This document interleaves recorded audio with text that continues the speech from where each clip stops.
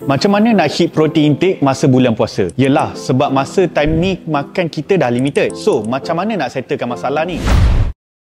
Masa bulan puasa ni, korang memang rasa korang makan banyak. Tapi in reality, sebenarnya apa yang korang consume tu tak cukup protein. So, cara dia simple je. Korang kena ada whey protein macam MMX Prime Whey ni. So, katakanlah sehari korang perlukan 160 gram protein. Macam mana nak dapat? First kali, guna masa sahur. Saya tahu masa sahur ni ramai yang tak ada mood nak sahur, betul tak? So, apa yang korang boleh buat is guna 2 scoop je MMX Prime Whey.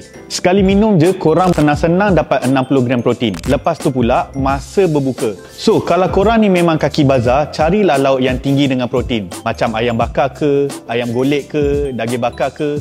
Tak kisahlah, janji tinggi dengan protein. So, dari sini pun dah dapat juga sumber protein korang. Berapa banyak? Tu korang kena kira sendirilah, bergantung apa yang korang beli. Last kali, masa korang habis tarawih ataupun lepas workout, guna lagi 2 scoop MMX Prime Whey, dapat lagi additional 60 gram protein. Kalau nak up lagi, tambahlah susu. So, kalau korang kira-kira balik, masa sahur tadi dah dapat 60 gram.